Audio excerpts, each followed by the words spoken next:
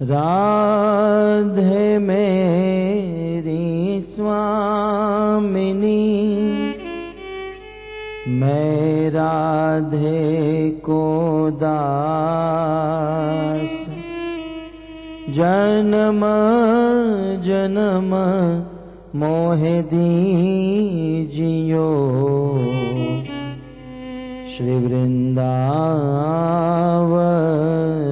वास। राधा तू बड़ भागिनी, कौन तपस्या की, तीनों लोक के नाथ है, सो तेरो आधीन।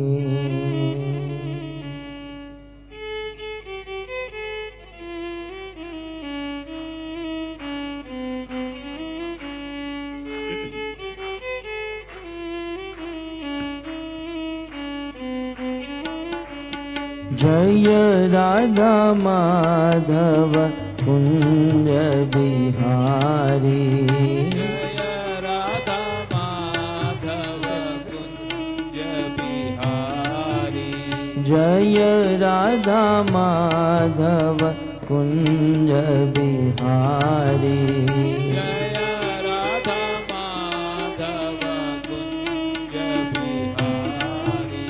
जय राधा माधव कुंज बिहारी, राधा माधव कुंज बिहारी, जय राधा माधव कुंज बिहारी, राधा माधव कुंज बिहारी, गोपी जन वल्लभ गिरिवरधारी, गोपी जन वल्लभ गिरिवरधारी, गोपी जन वल्लभ गिरिवरधारी, गोपी जन वल्लभ गिरिवरधारी, जय राधा माधव कुंज बिहारी, जय राधा माधव कुंज बिहारी।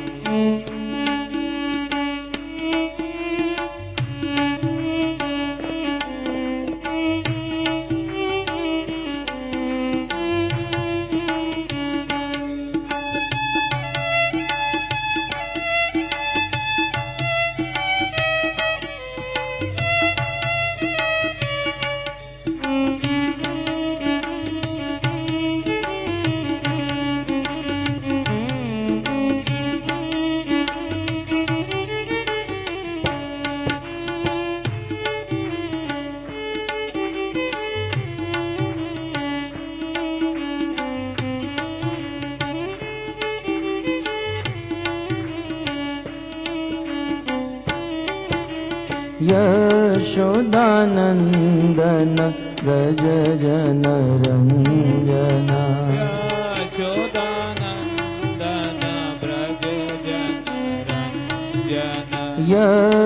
यशोदानंदन व्रज जन रंजना, यशोदानंदन व्रज जन रंजना,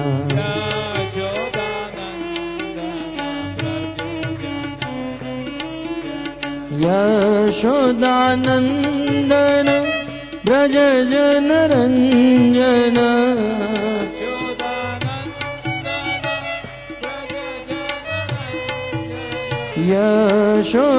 यशोदानंदन व्रज जन रंजना,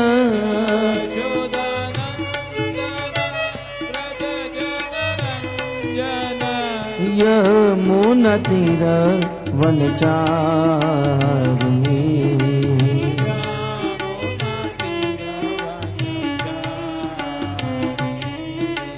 यमुना तीर वनचारी, यमुना तीर वनचारी, जय राधा माधव कुंज बिहारी। जय राधा माधव कुंज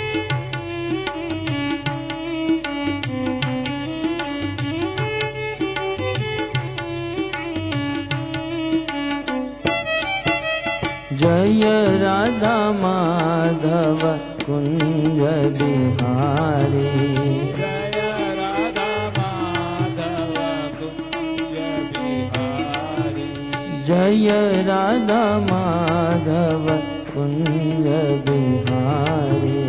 जय राधा माधव कुंज बिहारी। राधे राधे राधे बरसाने वाले राधे। राधे राधे राधे बरसाने वाली राधे।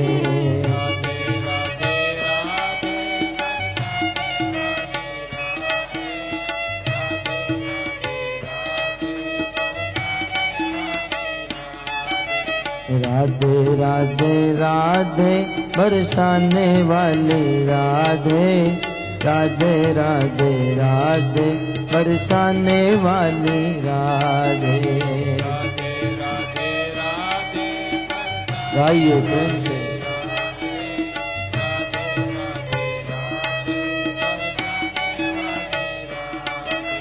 राधे राधे राधे बरसाने वाली राधे।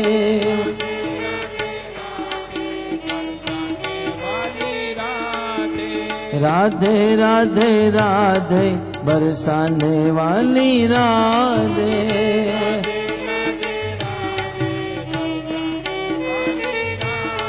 हाँ राधे राधे राधे बरसाने वाली राधे।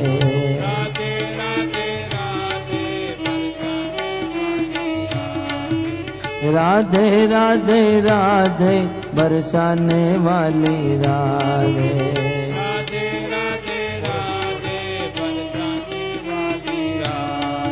हमारो धन राधा श्री राधा श्री राधा। हमारो धन राधा श्री राधा श्री राधा। हमारो धन राधा श्री राधा श्री राधा। हमारो धन राधा श्री राधा श्री राधा। परम धन राधा राधा राधा राधा राधा।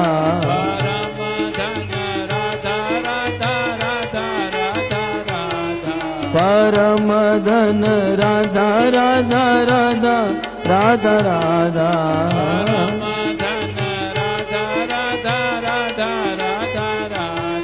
हमारो धन राधा श्री राधा श्री राधा। हमारो धन राधा श्री राधा श्री राधा। जीवन धन राधा राधा राधा राधा राधा। जीवन धन राधा राधा राधा राधा राधा। जीवन धन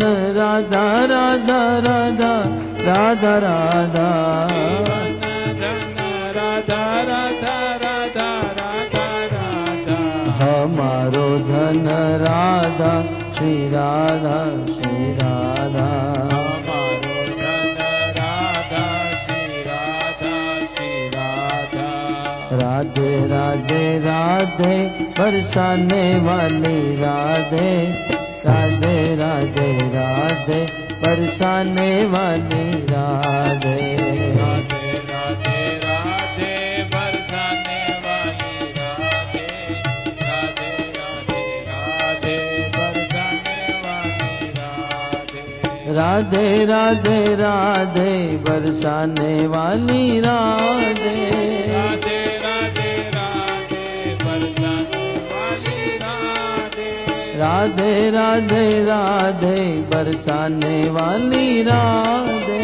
राधे राधे राधे बरसाने वाली राधे। हाँ राधे राधे राधे बरसाने वाली राधे। राधे राधे राधे बरसाने वाली राधे। राधे राधे राधे बरसाने वाली राधे।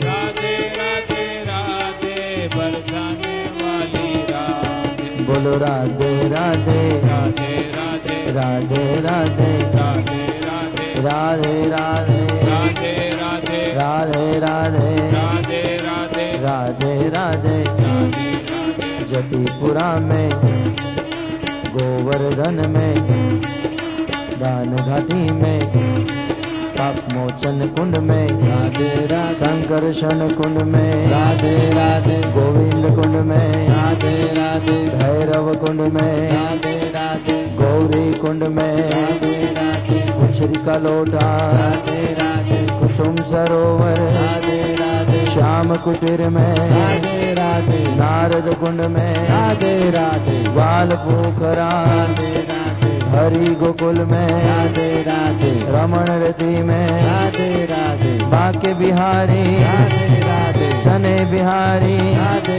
राधे मदन मोहन जी राधे राधे गोपीनाथ जी राधे राधे राधा दामोदर राधे राधे राधा विनोद जी राधे राधे साक्षी गोपाल जी राधे राधे राधा माधव राधे राधे राधा वल्लभ राधे राधे युगल किशोर जी राधे राधे राधा रमण जी राधे राधे अष्ट सखी जी राधे राधे केशव देव जी राधे राधे द्वारकाधीश जी राधे राधे विपुलेश्वर महादेव राधे राधे रंगेश्वर महादेव राधे राधे राधे राधे राधे बरसाने वाली राधे राधे राधे राधे बरसाने वाली राधे।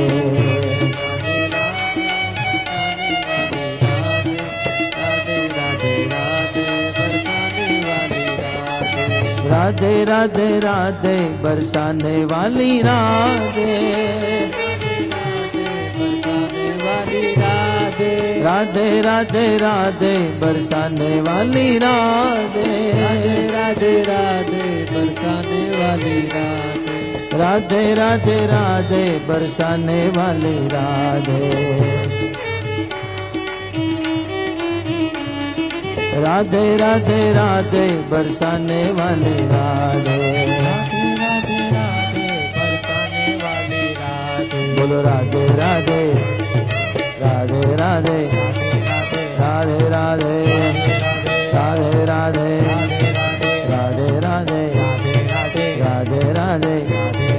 वृंदावन में सुमरत गांव में काली जहाँ पर पान गली में मान गली में कुमन गली में कुंज सेवा में प्रेम गली में श्रृंगार घाट में चीर घाट में केशी घाट में निधि वन में वंशीवट में ज्ञान गोदरी ब्रह्मा कुंड में अटल वन में निहार वन में गोपाल वन में धेनु कुप में निकुंज वन में राधा वन में झूलन वन में पांडिर वन में मधु वन में सूर्य घाट में युगल घाट में निहार घाट में अंधेर घाट में पानी घाट में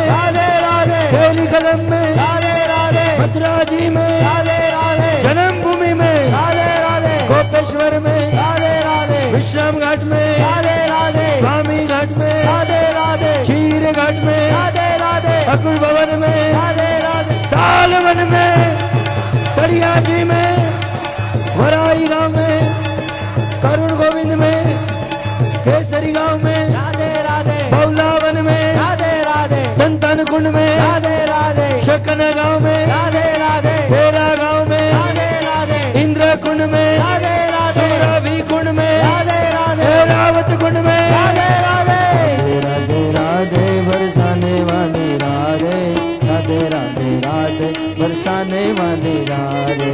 राधे राधे राधे बरसाने वाली राधे, राधे राधे राधे बरसाने वाली राधे। राधे राधे राधे बरसाने वाली राधे। राधे राधे राधे बरसाने वाली राधे। राधे राधे राधे बरसाने वाली राधे। राधे राधे राधे बरसाने वाली राधे। राधे राधे राधे बरसाने वाली राधे। राधे राधे राधे बरसाने वाली राधे। राधे राधे राधे बरसाने वाली राधे। राधे राधे राधे बरसाने वाली राधे। नाम महाधन है अपनो, नहीं दूसरी संपत्ति और कमानी। नाम महाधन है अपनो, नहीं दूसरी संपत्ति और कमानी। छोड़ यटा जग की, हमको कुटिया ब्रज माही बनानी। हमको हमको कुटिया ब्रज माही बनानी।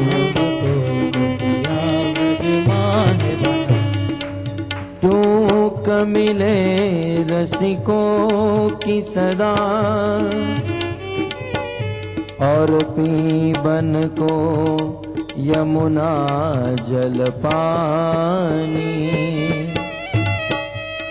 टूक मिले रसिकों की सदा, और पीबन को यमुना जल पानी।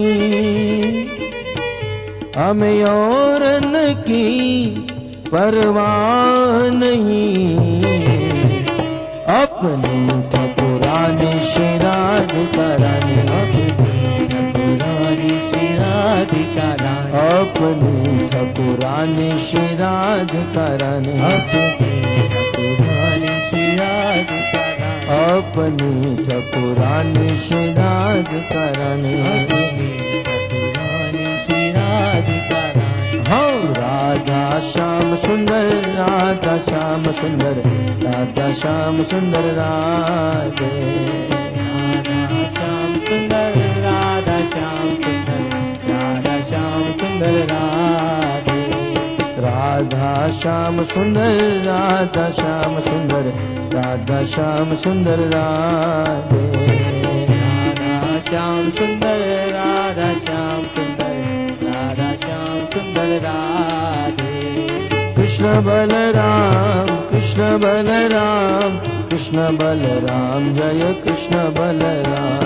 कृष्ण बलराम, कृष्ण बलराम, कृष्ण बलराम, जय कृष्ण बलराम। जय कृष्ण बलराम, कृष्ण बलराम, कृष्ण बलराम, जय कृष्ण बलराम। कृष्ण बलराम, कृष्ण बलराम, कृष्ण बलराम, जय कृष्ण बलराम। हाँ गौर निताय जय गौर निताय, गौर निताय जय गौर निताय। गौरानिताय जय गौरानिताय, गौरानिताय जय गौरानिताय। गौर निताय जय गौर निताय, गौर निताय जय गौर निताय। गौरानिताय जय गौरानिताय, गौरानिताय जय गौरानिताय। प्रभुपद प्रभुपद प्रभुपद शिल प्रभुपद।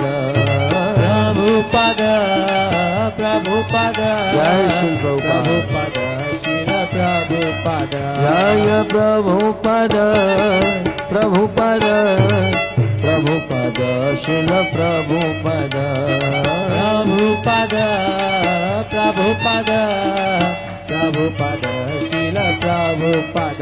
जय जय प्रभुपाद प्रभुपाद प्रभुपाद प्रभुपाद। जय जय प्रभुपाद प्रभुपाद प्रभुपाद प्रभुपाद निताय गौर हरि बोल हरि बोल हरि बोल हरि बोल निताय गौर हरि बोल हरि बोल हरि बोल हरि बोल। भुवन मंगल हरिनाम संकीर्तन की शील प्रभुपाद की निताय गौर प्रेमानंदे। आराध्यो भगवान् ब्रजेश तनय तद्धाम वृन्दावन रम्या काचिदुपासना ब्रजबधू वर्गेण या कल्पिता। श्रीमद्भागवतं प्रमाणममलम्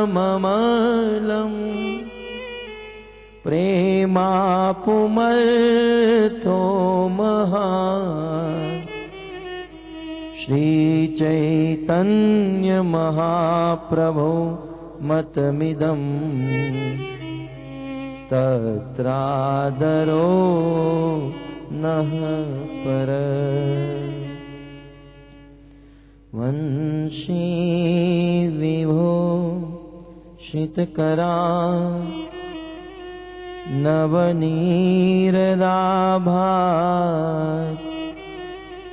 पीताम्बरधरुणबिं बफलधरोष्ठा पूर्णेन्दुसुन्दरमुखात् अरविन्दनेत्रा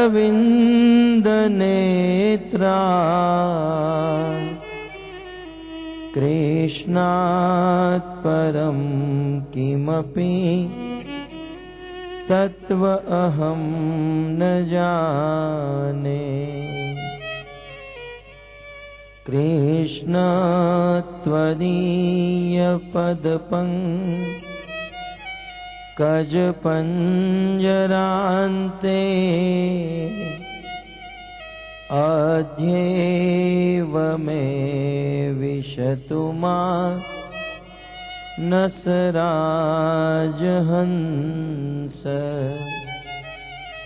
प्राणप्रयाणसमये कफवातपीते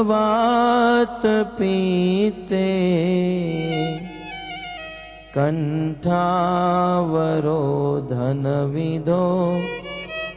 स्मरण कुतस्ते। योऽन्तः प्रविश्य मम वाचमिमां प्रसुप्ताम् सञ्जीवयत्यखिलशक्तिधरस्वधाम्ना। अन्यांशहस्तचरण श्रवणत्वगादि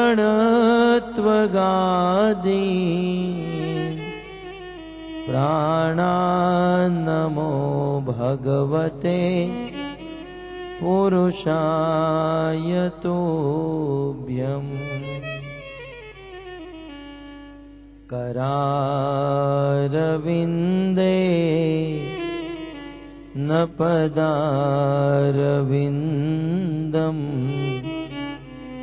मुखारविन्दे विनिवेशयन्तम्।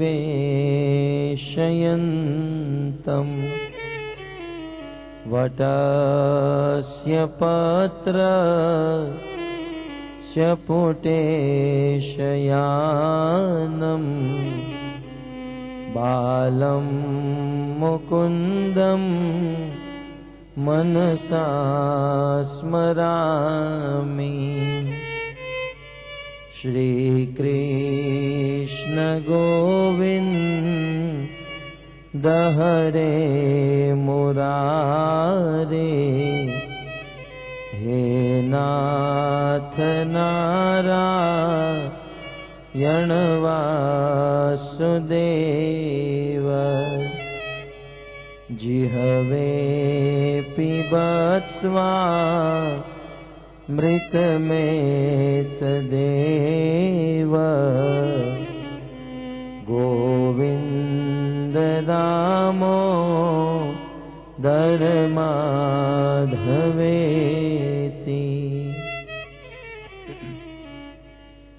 जय जय श्री राधा रमण जय जय नवल किशोर जय गोपी चित चोर प्रभो जय जय माखन चोर। श्री कृष्ण चंद्र भगवान की। हरे कृष्णा हरे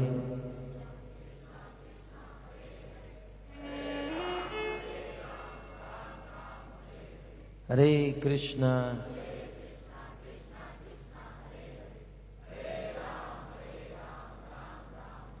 हरे कृष्णा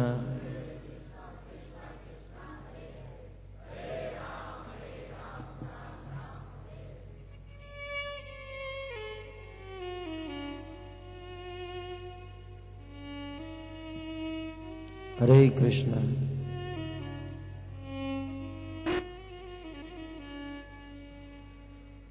हरे कृष्णा। વધારે રાખો, અવાજ ઓછો મૌન કરો છો। हरे कृष्णा। आप सब भक्तों का अंतर्राष्ट्रीय कृष्ण भावना अमृत संघ की ओर से प्रस्थापित श्रीमद् भागवत कथा के अष्टम दिवस में हार्दिक स्वागत करते हैं। नैमिषारण्य में स्थित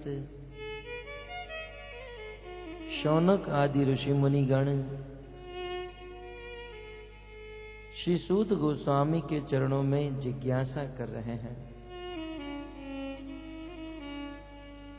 यद्यपि ये समस्त ऋषि मुनि कलयुग के भय से भयभीत होकर ब्रह्मा जी के द्वारा निर्देशित पवित्र नैमिषारण्य धाम में आकर उपस्थित हो गए और संकल्प किया कि हम यहां पर 1000 वर्ष तक यज्ञ करेंगे। सत्रम स्वर्गाय लोकाय सहस्त्रम सममासतः। 1000 वर्ष तक यज्ञ करने का अनुष्ठान ले चुके हैं, परंतु एक दिन की बात, उस ऋषि मुनियों के द्वारा यज्ञ चल रहे हैं। एक दातु मुनयः प्रातर हुत हुताग्नयः सत्कृतम सूतमासीनम प्रपच्छु इदम आदरात।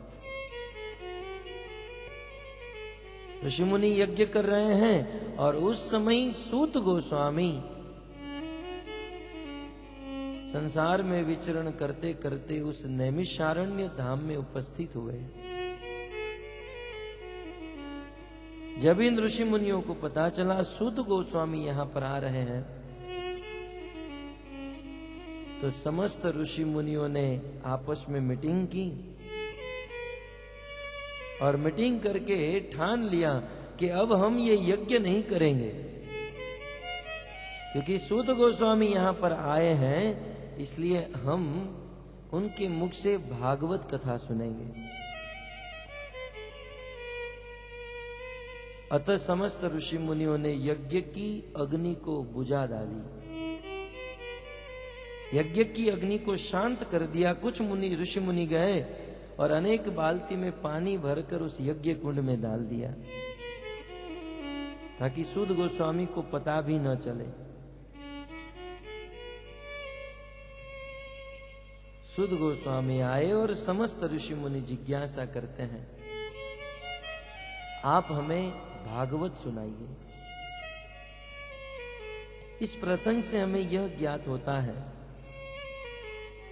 कि द्रव्य यज्ञ से कोटि कोटि गुना श्रेष्ठ ज्ञान यज्ञ है। पंडितों को बुलाकर यज्ञ कुंड बनाकर अग्नि प्रज्वलित करके अनेकों प्रकार की आहुति जब डाली जाती है तब उसे द्रव्य यज्ञ कहा जाता है। शास्त्र में कहा गया है, ऐसे द्रव्य यज्ञ से कोटि कोटि गुना श्रेष्ठ ज्ञान यज्ञ है।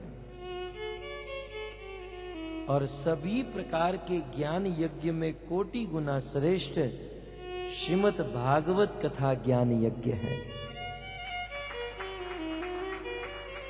अतः श्रीमद् भागवत कथा रूपी ज्ञान यज्ञ जहां पर हो रहा हो,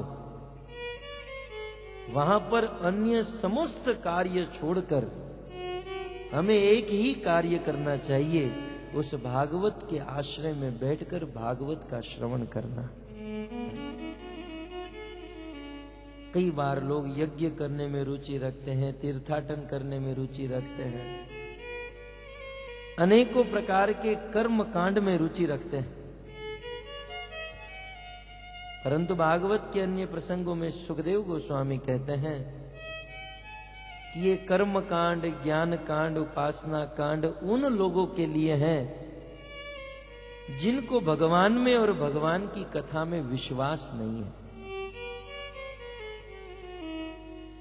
जिसे भगवान के प्रति, भगवत कथा के प्रति प्रगाढ़ विश्वास है, श्रद्धा है, उन भक्तों को अन्य कुछ करने की आवश्यकता नहीं, मात्र भगवत कथा श्रवण करके वे परम पद को प्राप्त कर सकते हैं। तो जब भागवत कथा रूपी ज्ञान यज्ञ हो रहा हो तो अन्य समस्त कार्य छोड़कर भागवत कथा का श्रवण करना, ये हम सबका मुख्य धर्म है, प्रमुख धर्म है।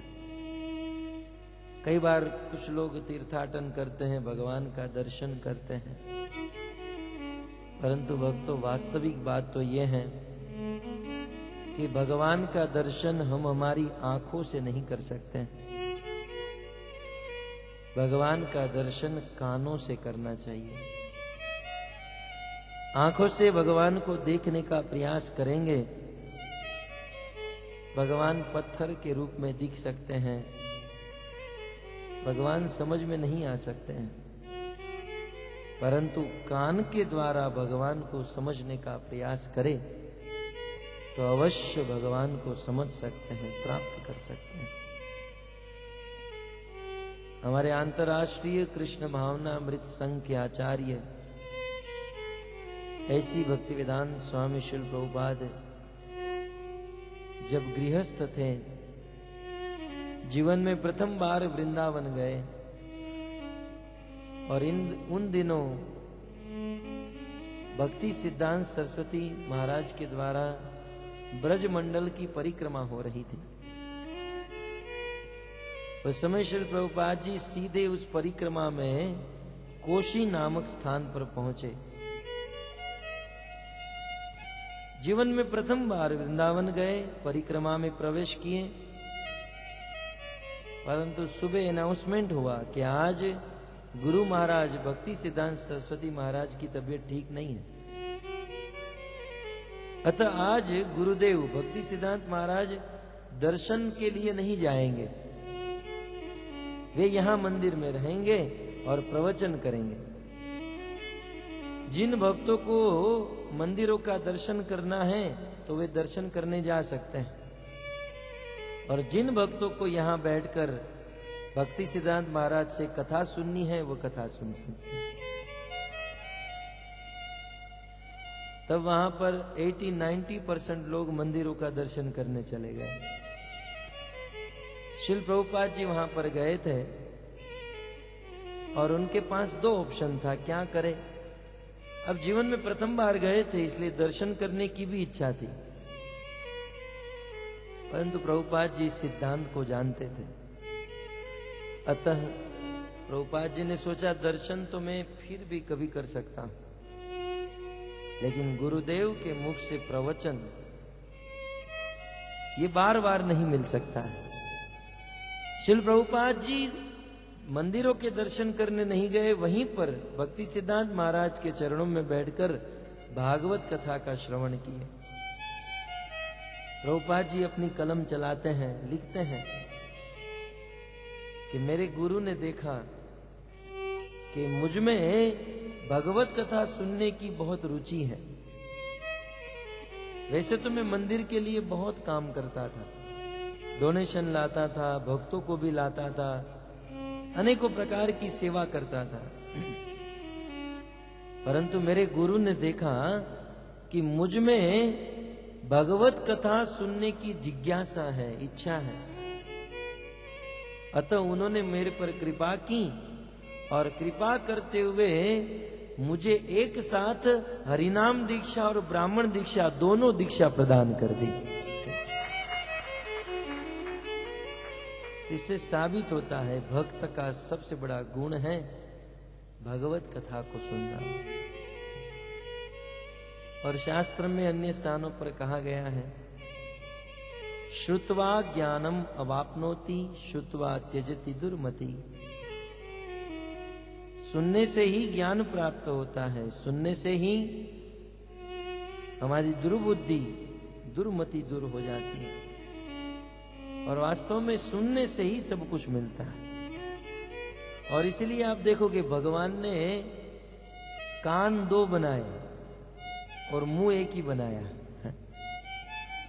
कुछ कारण होगा ना। भगवान ने 2 कान बनाए और मुंह एक बनाया, क्यों? भगवान कहना चाहते हैं कम से कम संसार की बात बोलो और ज्यादा से ज्यादा भगवान की कथा सुनो, इसलिए 2 कान बनाए। तो भगवत कथा ये सबसे बड़ा यज्ञ है, और वास्तव में यहाँ पर पिछले 8 दिनों से यज्ञ हो रहा है, और अनेकों भक्तों के द्वारा दान डोनेशन रूपी आहुति डाली जा रही है, और इस यज्ञ का लाभ इस देश की जनता ले रही है।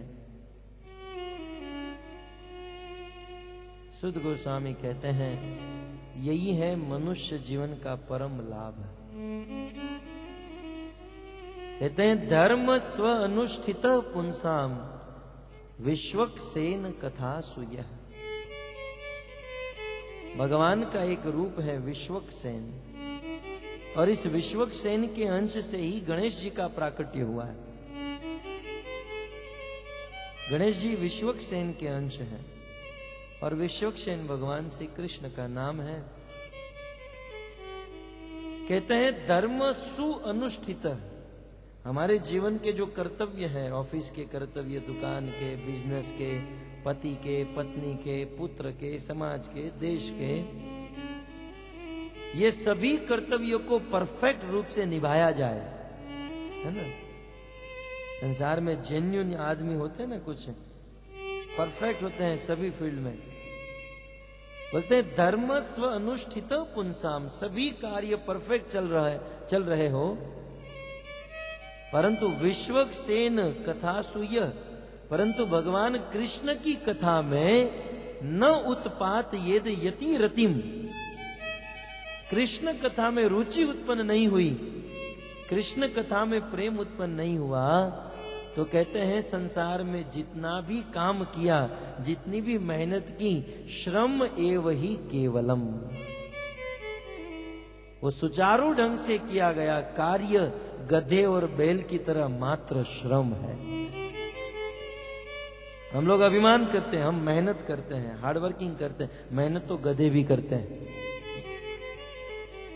किसान खेत में बैल चलाते हैं ना, बैल भी मेहनत करते हैं। मेहनत करना बड़ी चीज नहीं है।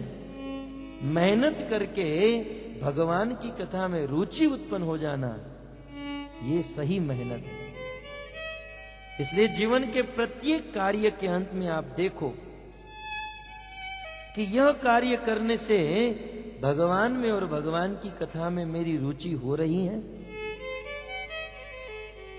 जिस कार्य को करने पर भगवान और भगवान की कथा में रुचि नहीं होती है, वह कार्य मात्र श्रम है, मात्र श्रम, परिश्रम, उसका कोई लाभ नहीं है। अतः भगवत कथा में रुचि हो जाना ये जीवन का बहुत बड़ा लाभ है। भक्तों, आप सबका सौभाग्य है, हम सबका सौभाग्य है कि आज कैसे ना कैसे, न जाने किस जन्म की सुकृति के फलवश आज हमें भगवत कथा में थोड़ी रुचि उत्पन्न हुई है और संसार के काम से निवृत्त होकर कम से कम 2-2.5 घंटा कथा सुनते हैं। वास्तव में ये बहुत बड़ा लाभ है। और भगवान की इस कथा सुनने में जो आनंद है, वो आनंद अन्य कहीं नहीं है। और इसीलिए पृथु महाराज के यज्ञ में जब भगवान विष्णु प्रकट हुए, प्रसन्न हो गए और कहा, पृथु तुम्हें जो चाहिए वो मांग लो। तब महाराज पृथु कहते हैं, हे प्रभु, वैसे तो मुझे आपसे कुछ नहीं चाहिए, परंतु यदि आपको देना है तो मुझे 10,000 कान दीजिए। आप सोचो कि 10,000 कान रखेंगे कहां? भक्तों, ये संख्या का विषय नहीं, ये भाव का विषय है। मुझे 10,000 कान दीजिए, इसका अर्थ 10,000 कान की शक्ति दीजिए। भगवान ने पूछा, इतने सारे कान की आवश्यकता क्यों पड़ गई? बोले, क्या कहूं प्रभु, आपकी कथा सुनने में इतना आनंद आ रहा है, इतना आनंद आ रहा है कि मेरे ये 2 कान कम पड़ रहे हैं। आपकी कथा सुनने के लिए ये 2 कान बहुत कम है। मुझे 10,000 कान दे दीजिए ताकि निरंतर लगातार आपकी कथा श्रवण करता रहूं। यह है भगवत कथा का आनंद। तो भक्तों, श्रीमद् भागवत ज्ञान यज्ञ, श्रीमद् भागवत रूपी कथा को सुनना, यह हम मनुष्य जीवन का प्रथम धर्म है। और कथा सुनकर ही हमारे जीवन में प्रोग्रेस हो सकता है। नवधा भक्ति में भी प्रथम स्थान क्या है? श्रवणम। यदि आपका श्रवण ठीक है तो कीर्तन ठीक से होगा, स्मरण ठीक से होगा, वंदन, अर्चनम, दास्यम, साक्यम, ये सभी भक्ति का आधार श्रवण के ऊपर डिपेंड है। और जानते हैं श्रवण का आधार किस पर डिपेंड है? भगवान राम ने शबरी को नवधा भक्ति का वर्णन किया, तो भागवत की नवधा भक्ति से एक भक्ति एक्स्ट्रा बताया। प्रथम भक्ति संतन कर संगा, दूसरी रति मम कथा प्रसंगा। भगवान श्री रामचंद्र शबरी को कहते हैं, शबरी, प्रथम भक्ति संतन कर संगा, संतों का, भक्तों का संग करना, ये प्रथम भक्ति है, सबसे पहली भक्ति। और जब संतों का संग होता है, सताम प्रसंगान, भगवान कपिल देव कहते हैं, जब 2 संत आपस में मिलते हैं तो क्या होता है? मम वीर्य संविदो, मेरे वीर्य की, मेरे पराक्रम की, मेरे लीला की कथा होती है।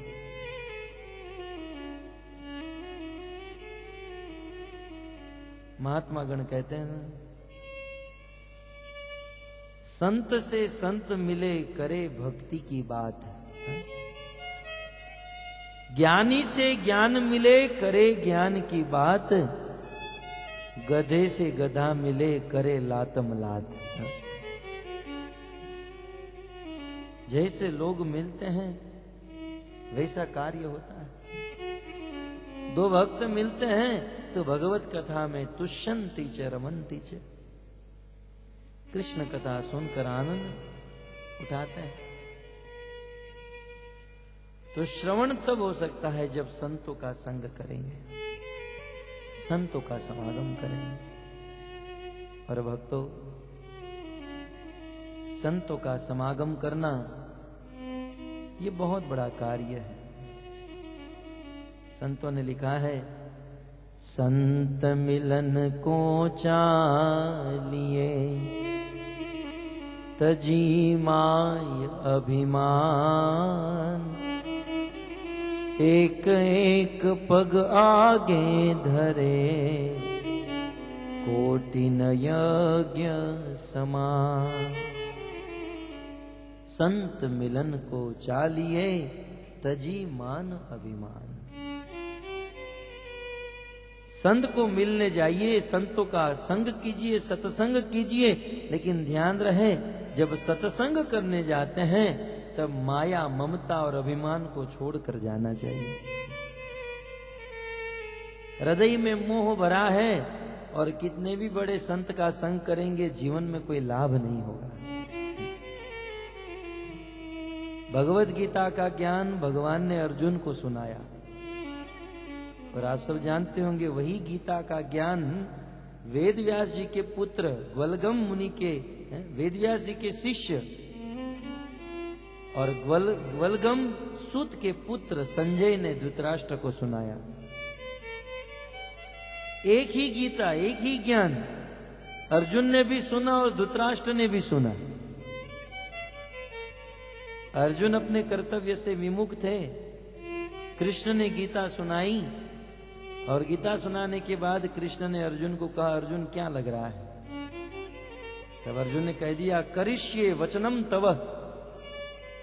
कृष्ण अब आप जो बोल रहे हैं वही करना चाहता हूं, मुझे सारी बात समझ में आ गई।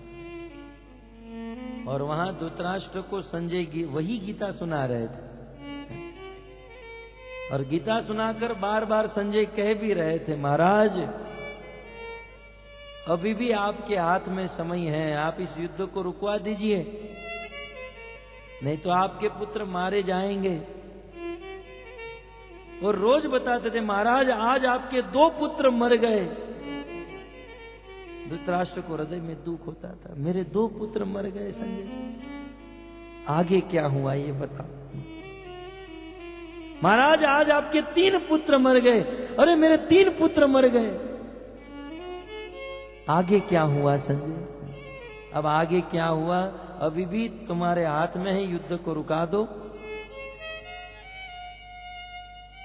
अंत में संजय ने धृतराष्ट्र को कहा, महाराज यदि आप मुझे पूछो तो इस युद्ध यदि प्रारंभ हो गया तो युद्ध में आपके सारे पुत्र मारे जाएंगे, क्योंकि यत्र योगेश्वर कृष्ण यत्र पार्थ धनुर्धर तत्र श्री विजय भूति ध्रुवम नीति मतिर मम। जहां कृष्ण है, जहां धर्म है, विजय उसी पक्ष की होती है और आपके पुत्र अधर्मी हैं। अभी भी आपके पास मौका है, आप युद्ध को रुका दो। संजय आगे क्या हुआ है? सारी गीता सुनी और संजय ने अपना मंतव्य भी दिया, लेकिन धृतराष्ट्र नहीं माने। क्यों? क्योंकि उनके हृदय में पुत्र का मोह था। इसलिए जब भगवत कथा सुनने जाते हैं तो मोह और अभिमान से मुक्त होकर जाना चाहिए, अभिमान नहीं होना चाहिए। जब इस प्रकार से संतों का संग करते हैं ना, तो एक एक पग पर करोड़ों यज्ञ का फल मिलता है। युधिष्ठिर महाराज ने बहुत बड़ा यज्ञ किया और द्वापर युग तक जो राजा यज्ञ करता था, और जब यज्ञ समाप्त होता था तो मंदिर का घंटा अपने आप बजने लगता था, उसको बजाने की जरूरत नहीं। युधिष्ठिर महाराज ने यज्ञ किया लेकिन घंटा नहीं बजा। चिंतित हो गए, क्या करूं, क्या हुआ होगा। कृष्ण के पास गए। कृष्ण ने कहा, देखो आपके राज्य में कोई भूखे होंगे। युधिष्ठिर महाराज गए तो यमुना के किनारे पर एक महात्मा बैठे थे, वो भोजन नहीं किए थे।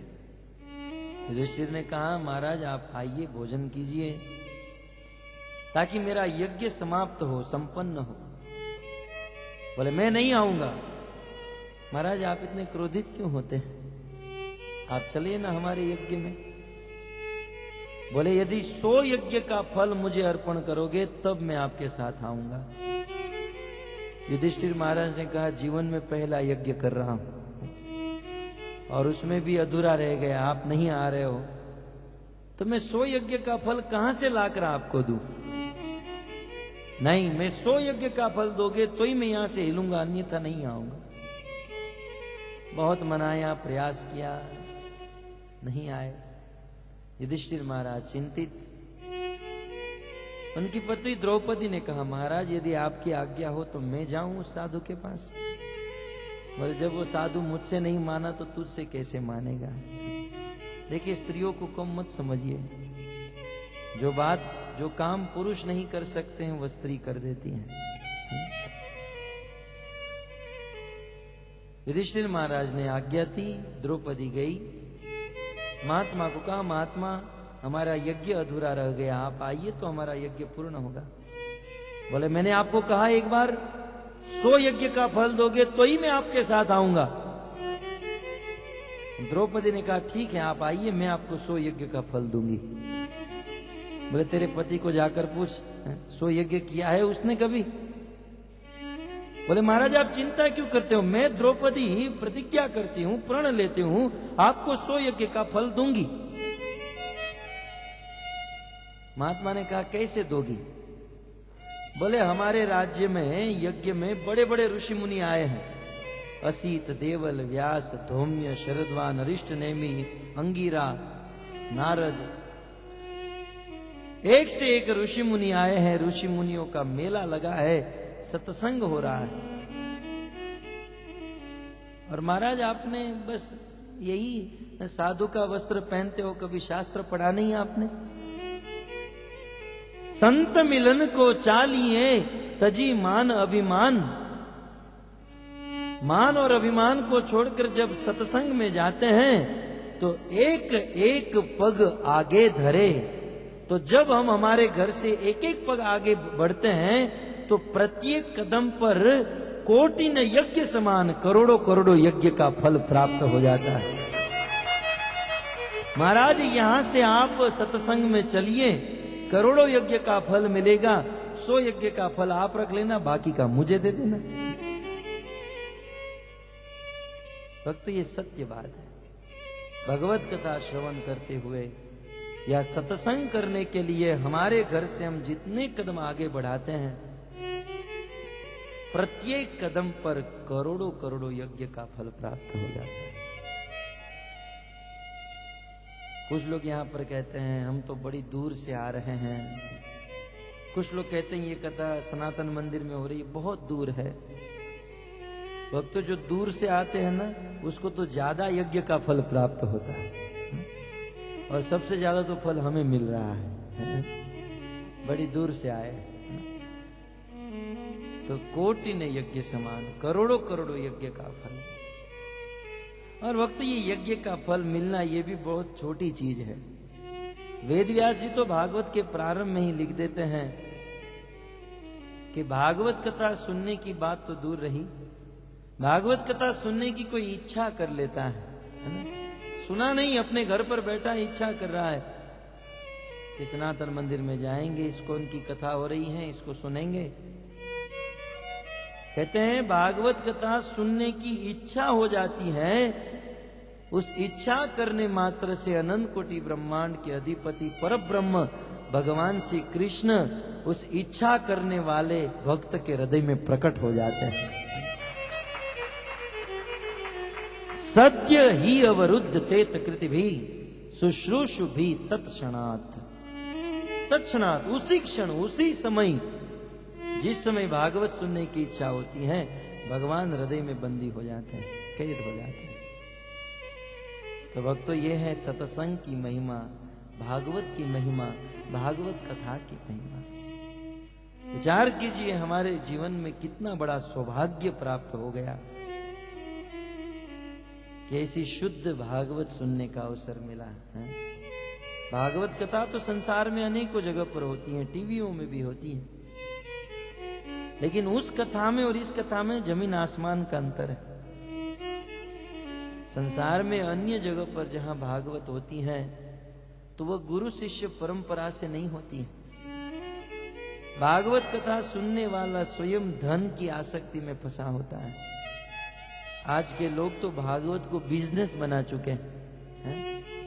आज किसी वक्ता के पास जाओ, हमें भागवत करानी है, तो कहते हैं 50 लाख देने होंगे, और जब उनको पैसे देते हैं तब जाकर व्यास मंच पर बैठते हैं।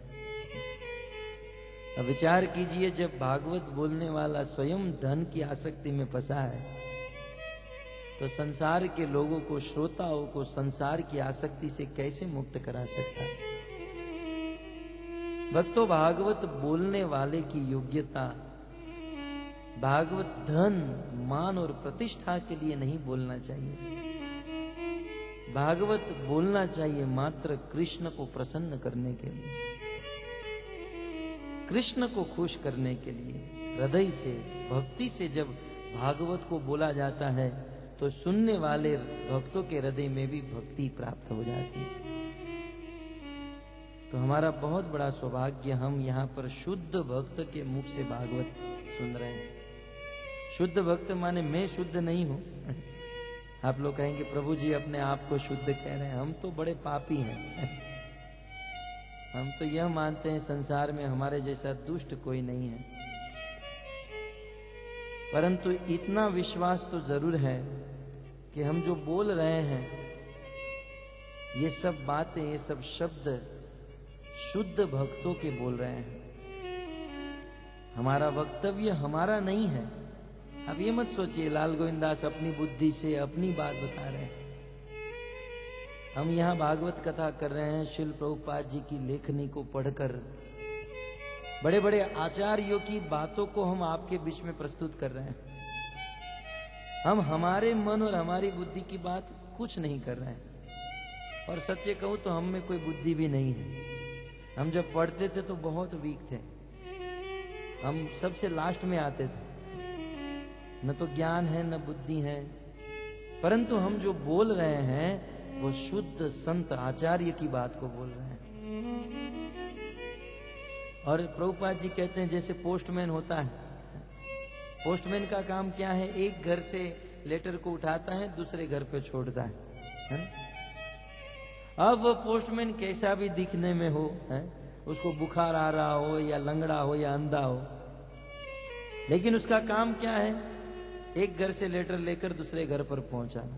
पोस्टमैन कैसा भी हो, लेकिन उसका काम जो है वो बढ़िया है ना? इसलिए वो जो मैसेज मिलेगा वो शुद्ध मैसेज होगा। तो हो सकता है हमारे अंदर कोई गड़बड़ हो या कुछ कमी हो, लेकिन आपको जो संदेश दे रहे हैं ये बड़े बड़े आचार्यों के संदेश हैं, प्रभुपाद जी का संदेश है। और जब इस बातों को हम सुनते हैं तो ये बात सीधे हमारे हृदय में लग जाती है। भक्तों, हृदय से बोले हुए शब्द हृदय में आते हैं और गले से बोला हुआ शब्द गले तक रहता है। तो हमारा सौभाग्य है शुद्ध भक्तों के मुख से हम कथा सुन रहे हैं। कुछ लोग कहते हैं प्रभु आप जैसा बोलते हैं, टीवी में भी हम कथा सुनते तो ऐसा ही होता है। हमें ऐसा लग सकता है कि इस्कॉन में जो कथा होती है और बाहर जो कथा होती है वो समान है, लेकिन बहुत अंतर है, बहुत अंतर है, जमीन आसमान का अंतर। पद्म पुराण में दृष्टांत देते हैं, जैसे दो दूध के बाउल है ना? दो पात्र में दूध भरा है और एक पात्र में दूध को कोई सांप स्पर्श कर ले, दूध दिखने में समान है, लेकिन जिस दूध को सर्प स्पर्श कर लिया है उसे पिएंगे तो हम मर जाएंगे। ठीक उसी प्रकार भागवत एक ही है, और ये भागवत सब लोग बोलते हैं, लेकिन अभक्त के मुख से, जो लोग भक्ति नहीं करते हैं, भागवत को बिजनेस बनाकर बैठे हैं, ऐसे लोगों के मुख से यदि भागवत सुनेंगे तो हमारा विनाश हो जाएगा। इसलिए सतर्क रहना चाहिए। भागवत किसी रसिक, किसी प्रेमी भक्त के मुख से सुनना चाहिए, तब जाकर भागवत का वास्तविक लाभ प्राप्त होता है। तो सौभाग्य है ऐन कैन प्रकारेण, कैसे भी करके हम यहाँ पर प्रभुपाद जी की लेखनी को, शुद्ध भक्त की बातों को सुन रहे हैं, और इसी से हमारा हृदय शुद्ध होगा। और देखा जा रहा है कि लोग अपना परिवर्तन कर रहे हैं, जीवन में अनेकों संकल्प ले रहे हैं, अनेकों व्रत नियम ले रहे हैं। तो ये प्रभुपाद जी का और आचार्यों का प्रभाव है। तो आइए श्रील प्रभुपाद जी की इस असीम अनुकंपा को हम हमारे जीवन में उतारे और ज्यादा से ज्यादा इसका लाभ ग्रहण करें। गत सत्रों में हमने भागवत की महिमा, भागवत की भूमिका, देवी कुंती के द्वारा भगवान कृष्ण को स्तुति, पितामह भीष्म के द्वारा कृष्ण को स्तुति, और इन कथाओं के माध्यम से अनेकों सिद्धांत, अनेकों उपदेश, कुछ ऐसी बातें जो हमारे जीवन में प्रैक्टिकल रूप से उतार सके, हमने यहाँ आज तक श्रवण की।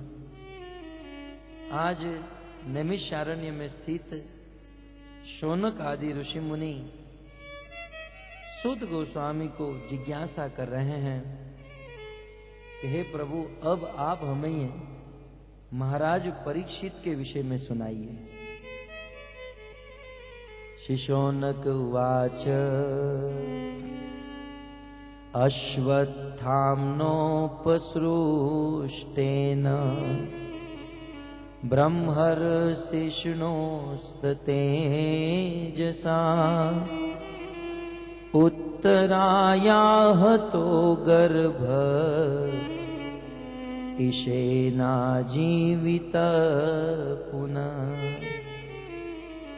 तस्य जन्म महाबुद्धे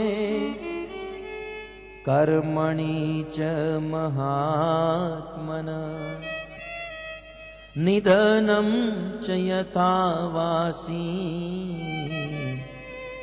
सप्रेत्य गतवान् यथा तदिदं श्रोतुमिच्छामो गदितुं यदि मन्यसे ब्रूहीन श्रद्धानाना यस्य ज्ञानमदाच्छुक। शौनक जी कहते हैं कि हे सुत गोस्वामी,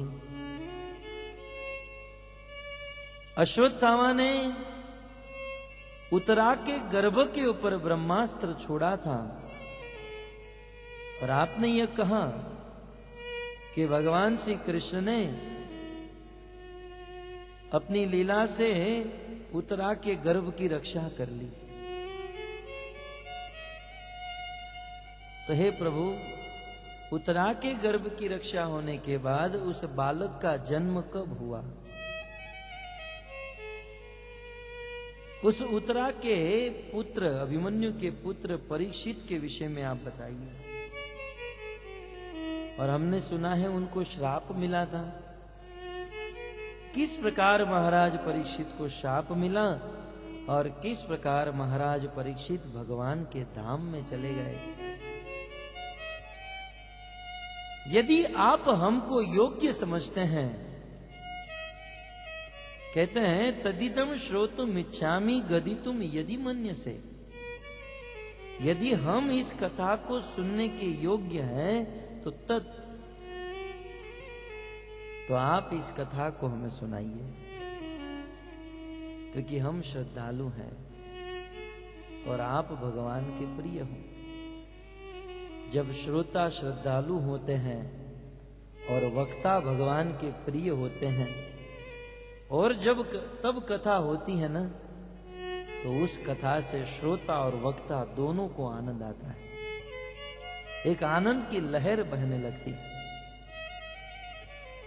और वक्ता के हृदय में कोई प्रेम नहीं, और श्रोता अब कैसे भी करके मजबूरी से आकर बैठना पड़ता है। ऐसा अवसर हो तो रस और आनंद नहीं बहता है, बस फॉर्मेलिटी होती है।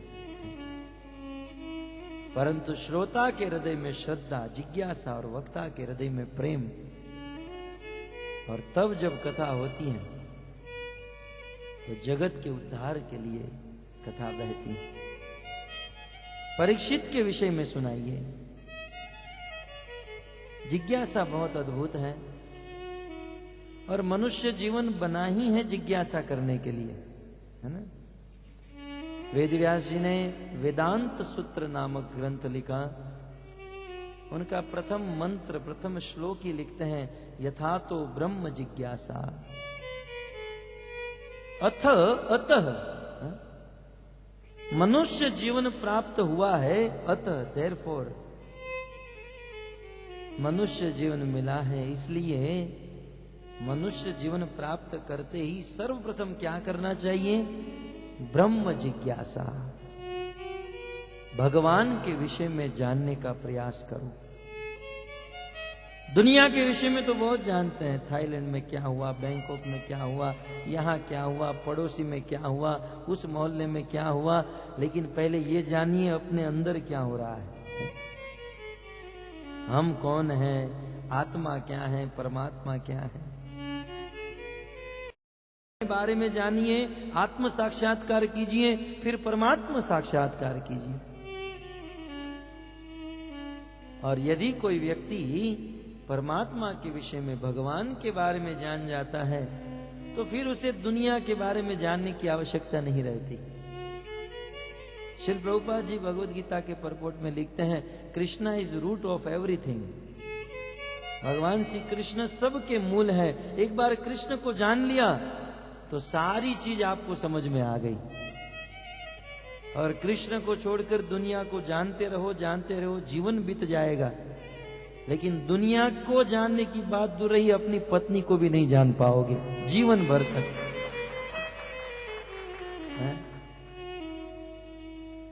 आंखों में कुछ और, बाहों में कुछ और मन में कुछ और। अतः भगवान के विषय में जानने का प्रयास कीजिए। ये पत्नी की बात आती है तो लोग बहुत ताली बजाते हैं।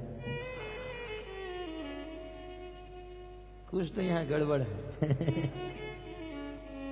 श्री प्रभुपाद जी जब अमेरिका में प्रचार कर रहे थे तो बहुत लोग प्रभुपाद जी के प्रवचन सुनने के लिए आते थे। यहाँ तक सब लोग चर्च में जाना बंद कर दिए, प्रभुपाद जी का प्रवचन सुनने आते थे।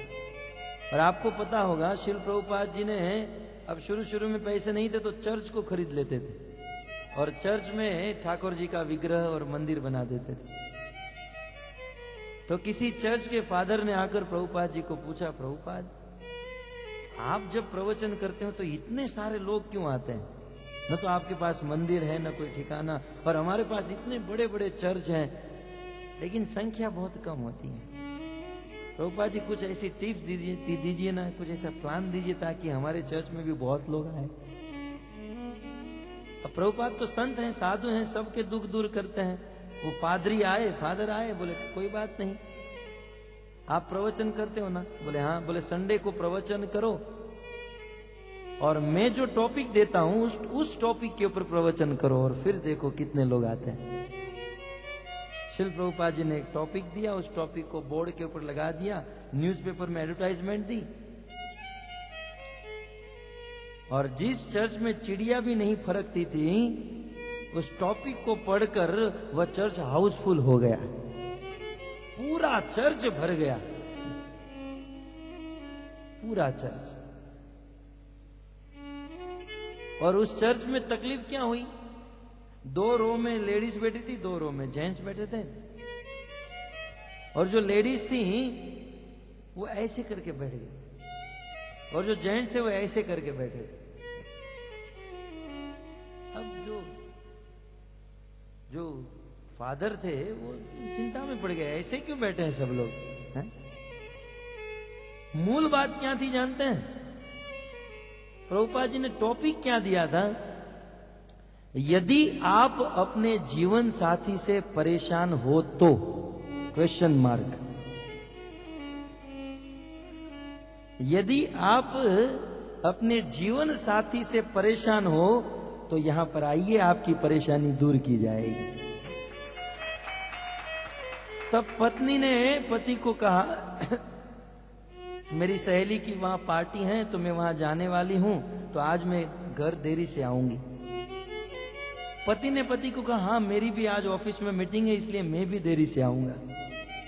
तो ये दोनों बहाना बना कर गए और दोनों चर्च में जाकर बैठे थे और दोनों एक दूसरे से अपना मुंह छिपा रहे थे।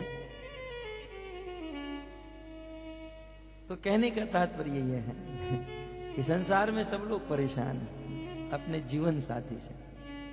तो आप लोगों को तो ऐसा नहीं है ना? देखो खुलकर कोई बोल भी नहीं रहा है, इतना तो भय है इन लोगों को। आज के पुरुष को इतना भय है। एक आचार्य कहते हैं कि इस संसार में जब हम घर पर भोजन बनाते हैं ना, तो भोजन की प्रथम रोटी गाय को खिलानी चाहिए। शास्त्र में ऐसा लिखा है, पहली रोटी गाय को खिलानी चाहिए और अंतिम रोटी कुत्ते को खिलानी चाहिए। ढूंढना चाहिए हमारे जीवन में, हमारी गृहस्थी में पहली रोटी के ऊपर गाय का अधिकार, अंतिम रोटी के ऊपर कुत्ते का अधिकार। पहली रोटी गाय की, अंतिम रोटी कुत्ते की। लेकिन होता क्या है, हमारी माताएं जब पहली रोटी बनाती हैं पति को बुलाती है जल्दी गर्मा गर्म खा लो, और जो गाय की रोटी है वो पति को खिला देती, इसलिए पति गाय जैसा हो गया। बेचारे गाय जैसे बैठे हैं और अंतिम रोटी खुद खा जाती है।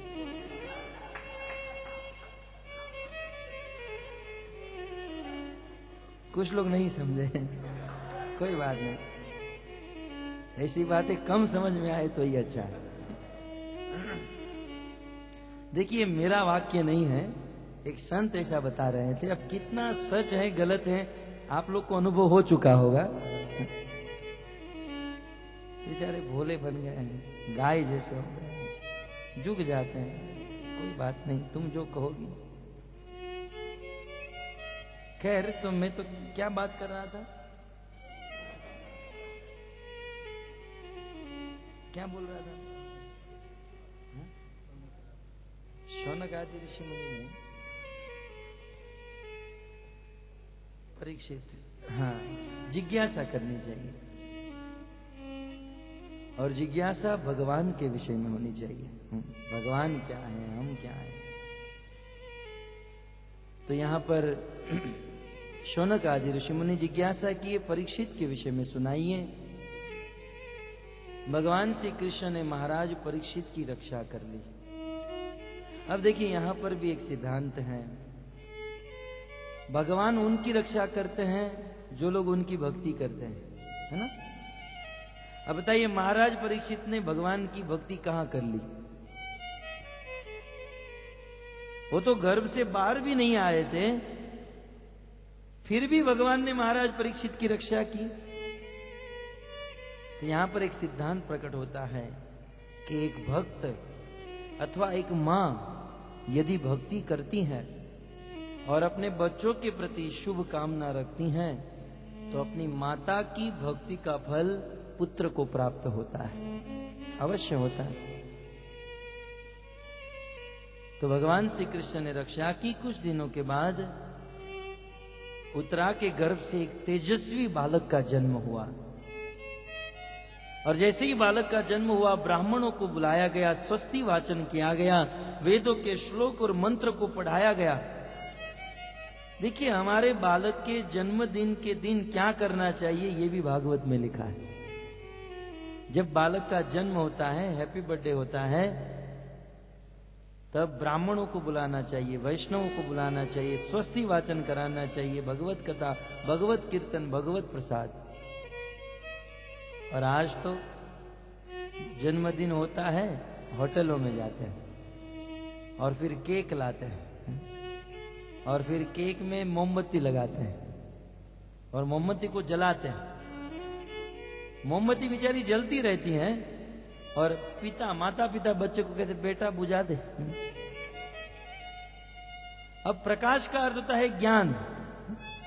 ज्ञान की उपमा प्रकाश के साथ की गई है, लेकिन माता पिता खुद बच्चे को कहते बेटा बुझा दे। ज्ञान की कोई जरूरत नहीं, तू अज्ञानी ही बना रहे।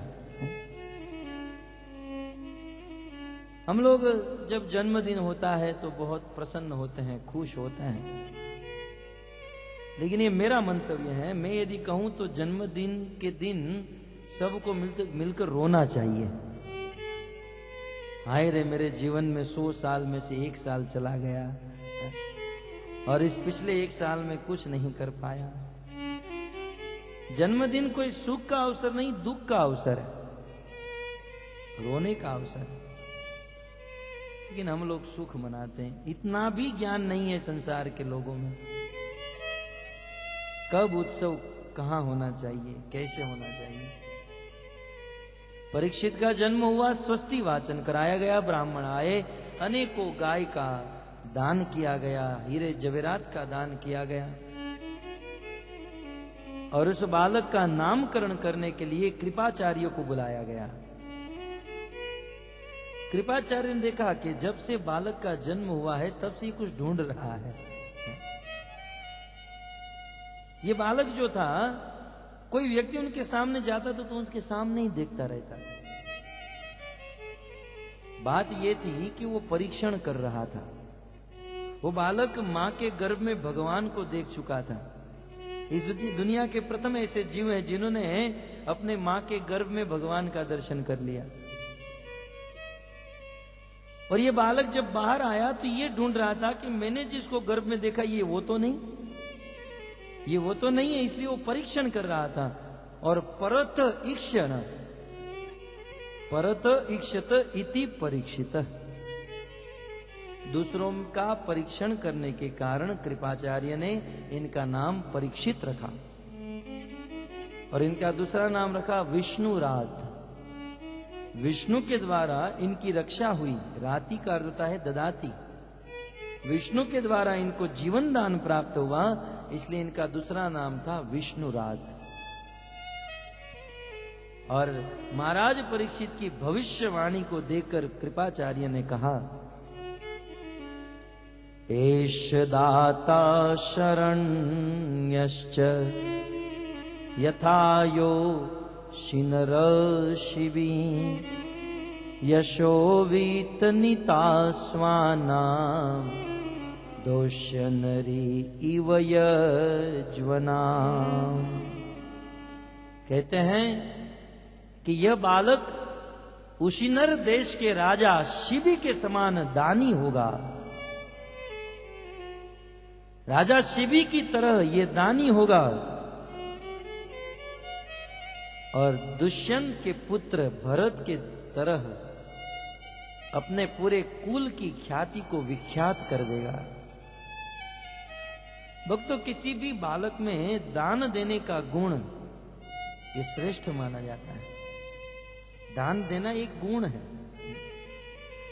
कुछ लोग संसार में समंदर की तरह होते हैं। आप देखिए, यहाँ तो समंदर है, समंदर में कितना पानी है, कितना जल है, लेकिन एक गिलास भी पी नहीं सकते हैं, कोई काम में नहीं। इस संसार में कुछ लोग धनी होते हैं, लेकिन उन धनी लोगों का धन समंदर के समान होता है, किसी के काम में नहीं आता। और कभी कभी तो वो उसका धन उनके काम में भी नहीं आता है।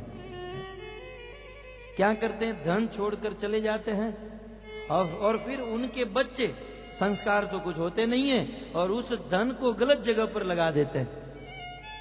बाप यदि थोड़ा बहुत पुण्य करके स्वर्ग में गया है, लेकिन उनका कमाया गया धन उनका बेटा गलत रास्ते पर इस्तेमाल करता है, तो स्वर्ग में गए हुए बाप को नरक में भेज देता है उनका लड़का।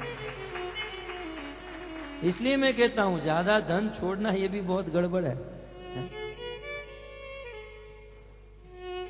इसलिए धन की प्रथम गति, भगवत गीता में कृष्ण ने कहा यज्ञ दान तपसा न त्याज्यम एव, क्योंकि पावनानी मनीषिणाम, बड़े बड़े मुनियों को, सन्यासी को भी यज्ञ दान और तपस्या त्यागना नहीं चाहिए। दान अवश्य करना चाहिए, क्योंकि दान करने से भगवान हमारे ऊपर दया करते हैं। दान करने से हृदय कोमल होता है। दान भक्ति का एक अंग है, मूल है, दान होना चाहिए। तो कुछ लोगों की संपत्ति समंदर के समान, परंतु कुछ लोग ऐसे होते हैं जो बहुत गरीब होते हैं, बहुत कम पैसे में अपना जीवन बिता लेते हैं, परंतु उनका पैसा शुद्ध कार्य में लगता है और भगवान उन पर प्रसन्न होते हैं। मैंने ऐसा सुना है कि यहाँ पर जो भागवत कथा हुई, यहाँ के बहुत गरीब लोगों ने, मतलब जो नौकरी करके कहीं काम करके पैसे कमाते हैं, छोटे छोटे लोगों ने मिलकर अपना अपना योगदान दे देकर भागवत कथा की है। वास्तव में ऐसे कार्य से भगवान बहुत प्रसन्न होते हैं। और ध्यान रहे, भगवान ये नहीं देखते हैं कौन आदमी कितना दान कर रहा है। सिद्धांत क्या है? भगवान ये नहीं देख रहे कौन आदमी कितना दान कर रहा है, भगवान ये देख रहे कौन कितना बचा कर रख रहा है ना। कोई 10,000 कमाता हो, 5,000 का दान कर दे, और कोई 50 लाख कमाता हो और 5,000 का दान करे, दोनों का दान तो समान हुआ ना। लेकिन भगवान ये नहीं देखते दोनों ने 5,000 का किया, भगवान ये देखते उसने 45 लाख अपने जेब में रखा और इस बेचारे ने 5,000 ही अपने जेब में रखा। भगवान ये देखते हैं। तो वास्तव में दान करने वाले के ऊपर भगवान प्रसन्न होते हैं, और दान करने वालों की महिमा भगवान स्वयं अपने मुख से गाते हैं।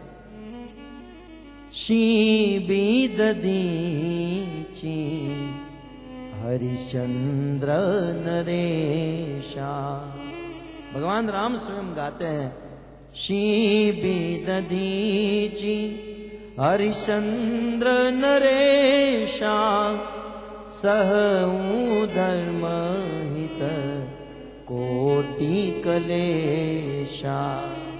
करोड़ों करोड़ों क्लेश और दुख सहन करके भी शिबी, दधीची, हरिश्चंद्र इन राजा महाराजाओं ने दान किया, दुख सहकर भी दान किया, और भगवान की उन पर कृपा हुई। आज भी वे लोग अमर हो गए। और उनमें से महाराज शिबी अपने राज्य में के राजा थे। एक बार एक बाज पक्षी कबूतर के पीछे दौड़ा, कबूतर को खाने के लिए, और वह कबूतर उड़ते उड़ते राजा की शरणों में आया। महाराज, मैं आपके राज्य का पक्षी हूं, आप मेरी रक्षा कीजिए, ये बाज मुझे खाने का प्रयास कर रहा है। महाराज शिवी ने बाज को निश्चिंत किया, कबूतर को निश्चिंत किया, और बाज को कहा कि तुम इस कबूतर को मत खाओ। उस बाज पक्षी ने कहा, ये कबूतर मेरा आहार है, और यदि मैं कबूतर को नहीं खाऊंगा तो भूखा रह जाऊंगा। तब राजा शिबी ने कहा कि तुम खाना ही चाहते हो तो मेरे शरीर के मांस को खा लो, कबूतर को मत खाओ। तब बाज ने कहा, तराजू लाओ और कबूतर को एक पल्ले में रखो, और उनका जितना वजन है उतना आपके शरीर का मांस दे दो। तब एक पात्र में कबूतर को रखा, वजन का कांटा उठाया, और दूसरे पात्र में महाराज शिवी ने अपनी जंगा से मांस काटकर उस पात्र में रख दिया। लेकिन कबूतर का वजन ज्यादा, मांस का वजन कम। दूसरी जंगा से मांस काट कर दिया, लेकिन फिर भी वजन कम। फिर अपना दोनों पांव काट कर रख दिया, फिर भी वजन कम। अपना हाथ काट के रख दिया, फिर भी वजन कम। और जब अपना मस्तक काट कर रखने गए तब साक्षात अग्नि देवता ब्रह्मा विष्णु महेश प्रकट हो गए, प्रकट हो गए। और बस महाराज श्री, हम तो आपकी परीक्षा ले रहे थे। भक्तों, भगवान भिखारी नहीं है। ऐसा नहीं कि भगवान के दाम में पैसे की बाट की बहुत जरूरत पड़ गई है तो थोड़ा दान दो तो भगवान को थोड़ा अच्छा लगेगा, नहीं। अरे करोड़ों करोड़ों लक्ष्मी जिसकी सेवा करने के लिए लाइन में खड़ी रहती हैं, उस भगवान को पैसे की धन की जरूरत नहीं, परंतु भगवान को भाव की जरूरत है। वो भाव देखना चाहते, मेरे भक्त का भाव क्या है। और यदि भक्त ने भाव से भगवान को दिया तो भगवान अपने भक्त की वस्तु को रखते नहीं हैं, वो अपने भक्त को उनके द्वारा दी गई सारी वस्तु को वापस लौटा देते हैं। और भक्तों, भगवान का वापस लौटाना भी अद्भुत है, हमारे जैसे नहीं है। हमने किसी से 1 लाख रुपए लिए तो लाख रुपए ही देते हैं, या थोड़ा इंटरेस्ट देकर 1,10,000 या 20,000 देंगे। परंतु भगवान जब वापस लौटाते हैं तो हजारों भुजा से। हम देते हैं तो एक हाथ से 1 रुपया देते हैं, भगवान के 1000 हाथ हैं, जब वापस लौटाते हैं तो हजारों गुना करके वापस लौटाते हैं, हजारों गुना। और शास्त्र में तो दृष्टांत इतिहास भरा पड़ा है इससे। द्रौपदी ने कृष्ण को क्या दिया था? यदि हम दान की बात करें, क्या दिया था द्रौपदी ने कृष्ण को? बहुत। कृष्ण ने जब शिशुपाल के ऊपर चक्र चलाया तो अपनी उंगली से थोड़ा सा खून निकल गया। द्रौपदी ने साड़ी का पल्लू फाड़कर कृष्ण के हाथ में लगा दिया। एक छोटा साड़ी का धागा टुकड़ा कृष्ण को दान में दे दिया, और जब कृष्ण ने उसको लौटाया तो कितने किलोमीटर साड़ी को वापस कर दिया। बताइए, सुदामा ने कृष्ण को क्या दिया था? पड़ोस में जाकर 2 मुट्ठी चावल लेकर कृष्ण के पास गए थे, लेकिन जब लौटाना हुआ तब भगवान श्री कृष्ण ने अपने जैसे ही सोने की द्वारका नगरी सुदामा भक्त को प्रदान कर दी। भगवान भाव देखते हैं। और भगवान की बात छोड़िए भक्तों, भगवान की एक छोटी सी शक्ति, ये प्रकृति है ना, ये पृथ्वी भगवान की छोटी सी शक्ति। भगवान में तो ये गुण है, ये तो दूर की बात है, इस पृथ्वी में भी ये गुण आया क्योंकि ये भगवान की शक्ति है। आप इस पृथ्वी में एक बीज डालो और थोड़ा सा जल डालो, वो एक बीज 70-80 गुना होकर बाहर निकलता है। जब छोटी सी शक्ति पृथ्वी में ये गुण है कि एक बीज डालो 70-80 गुना होकर निकलता है, तो भगवान को हम देंगे तो क्यों 70-80 गुना और 100 गुना करके वापस नहीं देंगे? अवश्य देंगे, इसमें कोई संशय नहीं। लेकिन फिर भी हमें यह सोचकर भगवान को नहीं देना चाहिए कि हम एक देंगे तो शेयर बाजार की तरह 100 होकर आएगा। भाव ये नहीं होना चाहिए, ये तो भगवान का गुण है। हमें देना चाहिए शुद्ध भाव से, परंतु देना चाहिए। भगवान ने जिनको धनी बनाया, जिनको बहुत पैसे दिए, और ऐसे धनी अपना धन अच्छे मार्ग पर इस्तेमाल नहीं करते हैं, तो फिर अगले टाइम से भगवान उसको धन नहीं देते हैं। साधारण दृष्टांत आप देखिए, एक पिता के 2 पुत्र हैं और वह पिता दोनों पुत्र को 500-500 बाट दे दे। एक पुत्र जाता है 500 बाट लेकर यहां पर भूखेट की किसी गली में शराब पीकर घर पर लौट जाता है, और दूसरा पुत्र 500 बाट लेकर थोड़ी सी स्वीट मिठाई और थोड़ा सा फ्रूट लेकर घर पर आता है और काट कर पिताजी को देता है, पिताजी मैं आपके लिए लेकर आया। पिताजी जानते हैं ये मेरे पैसे का ही फल है, ये मेरे पैसे का ही वस्तु है। लेकिन एक बार सोचिए, जब बालक इस प्रकार से पिता की संपत्ति को लेकर पिता को जब अर्पित करता है तो पिता कितने खुश होते हैं। ये बालक कितना सुशील है, कितना संस्कारी है। और जब दूसरी बार देना होगा ना, तो पिताजी वो शराब वाले बालक को कुछ नहीं देंगे और इसको 5 लाख बाट दे देंगे। ठीक वही गुण भगवान का और हमारे बीच में है। भगवान की कृपा से हमारे पास धन आया और उस धन को हमारे लिए ही खर्च किया, तो अगली बार भगवान कुछ नहीं देंगे, कड़के बना देंगे। और भगवान के द्वारा दिया गया धन यदि हम भगवान को ही देते हैं तो भगवान उसको मल्टीप्लाई करते जाते हैं और बढ़ाते जाते हैं। हमने तो देखा है भक्तों, जो लोग भगवान को देते हैं ना, उनके घर पे कोई कमी नहीं होती। अतः भगवान को दीजिए, देने का भाव रखिए। मैं नहीं कह रहा हूं आप मुझे दीजिए, भगवान को दीजिए। और यदि आपके पास धन आए तो धन की वास्तविक गति क्या है ना? यदि मन में प्रश्न हो, मेरे पास 100 बाट आए तो 100 बाट को मुझे अच्छी सी अच्छी जगह पर लगाना है, तो सबसे अच्छी जगह क्या है?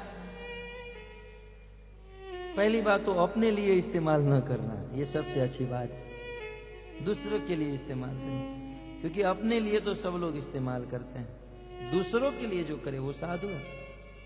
और दूसरों के लिए भी परोपकार में वो पैसे लगाए, और परोपकार में भी भागवत कथा में पैसे लगाए, और भागवत कथा में भी भगवान के भक्तों को, वैष्णवों को भोजन करने में जहां पैसा लगता है वह पैसा सीधा भगवान के पेट में जाता है।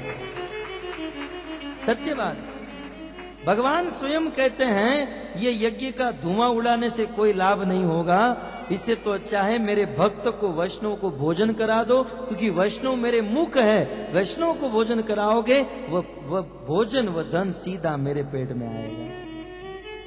मैं आपको एक सत्य कथा सुना रहा हूं। एक बार एक भक्त, भारत की बात है, जगन्नाथपुरी जा रहे थे यात्रा करने के लिए। पुरुषोत्तम क्षेत्र जगन्नाथपुरी का मंदिर है।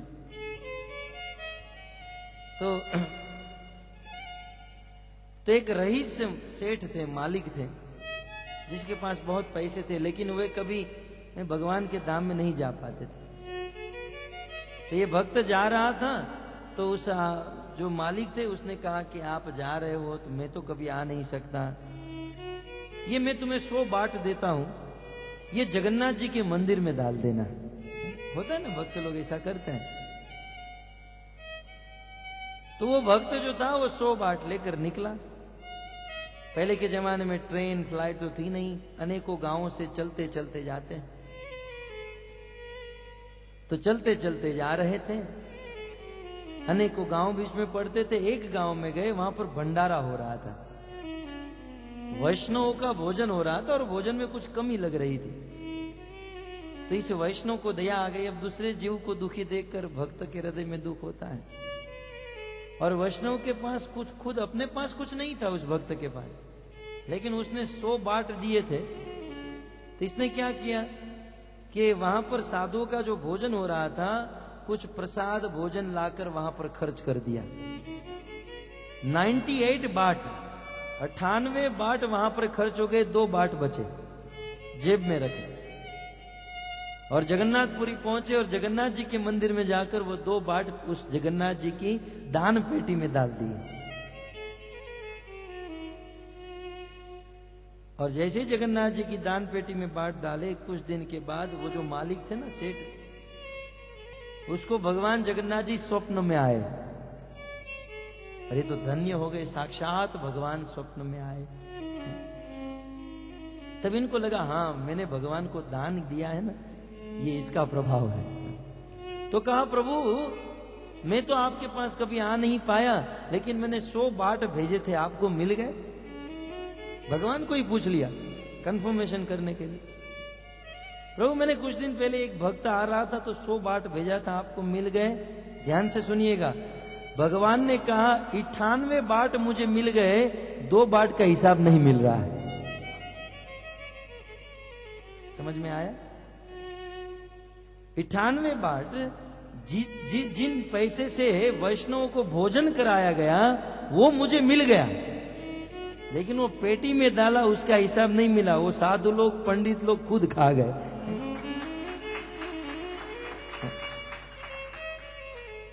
इसलिए धन की सबसे श्रेष्ठ गति वैष्णवों को भोजन कराना।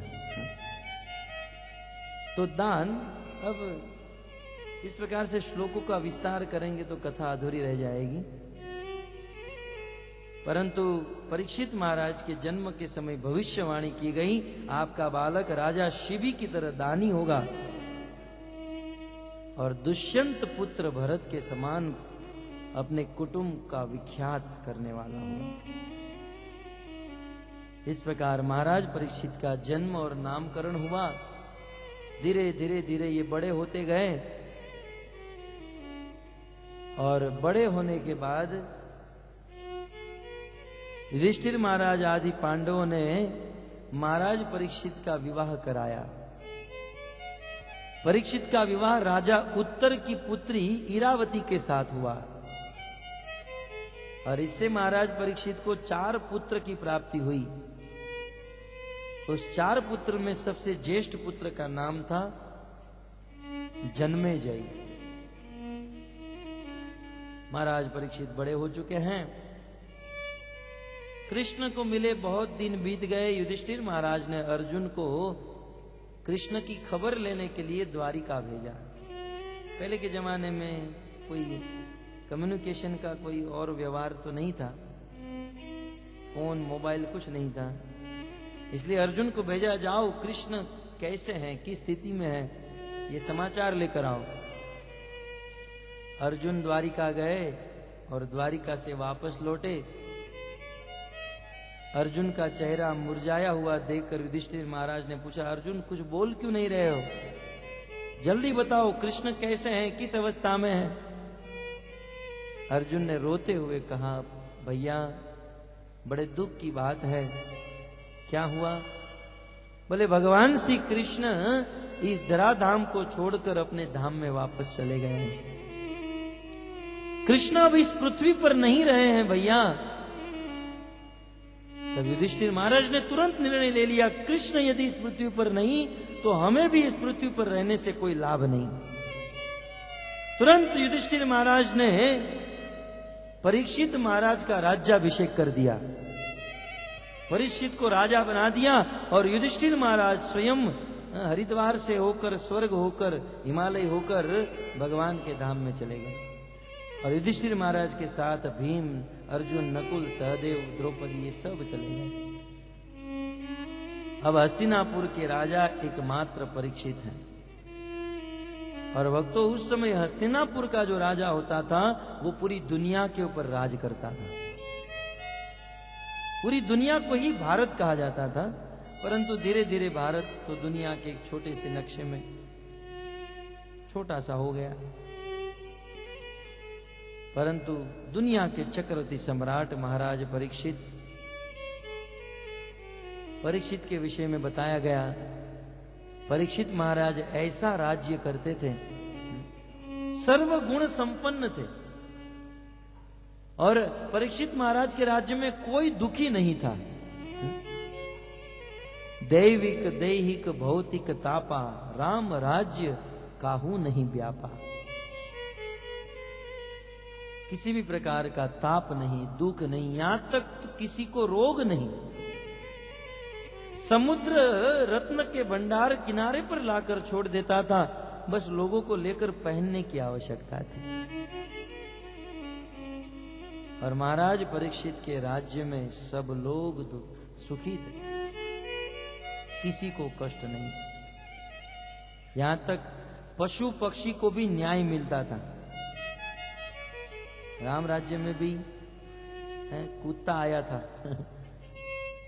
कुत्ते को भी न्याय मिलता था। ये वो राज्य है। तो ऐसे महाराज परीक्षित अपनी प्रजा को प्रसन्न रखते हुए राज्य कर रहे हैं। अब एक दिन की घटना का वर्णन सूत गोस्वामी कराते हैं। एक दिन की बात, महाराज परीक्षित दिग्विजय करके वापस लौट रहे थे और जब महाराज परीक्षित अपने राज्य में आए तब उसने एक आश्चर्यमयी दृश्य देखा। महाराज परीक्षित ने एक अद्भुत दृश्य देखा।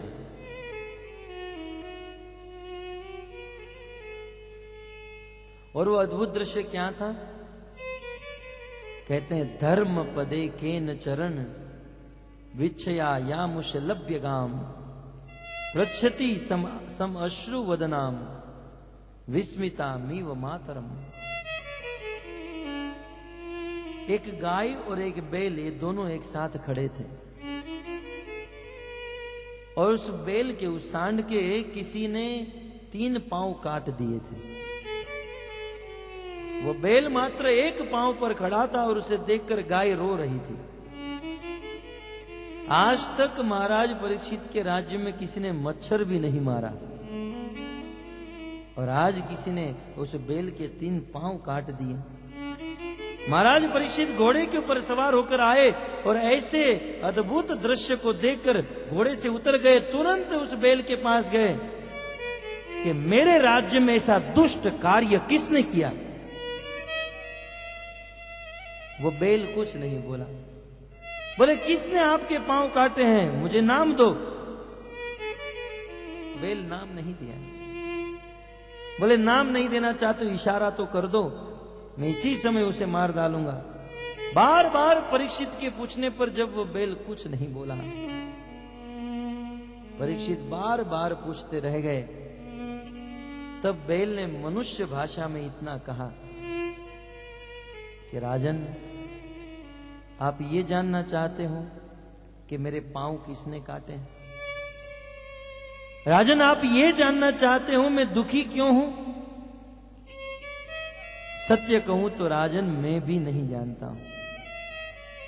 संसार के कुछ लोग कहते हैं कि हमें दुख देने वाले देवता हैं, तो कुछ लोग ऐसा कहते हैं हमें दुख देने वाले हमारे अपने स्वजन हैं, तो कुछ लोग ऐसा कहते हैं ये दुख और सुख और कुछ नहीं, ये मात्र मन की भ्रांति है।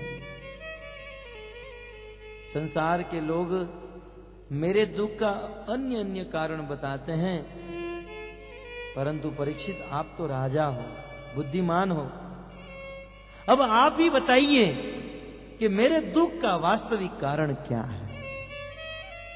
तो महाराज परीक्षित बुद्धिमान थे, तुरंत समझ गए कि इतनी बड़ी बात करने वाला कोई साधारण पशु नहीं हो सकता है।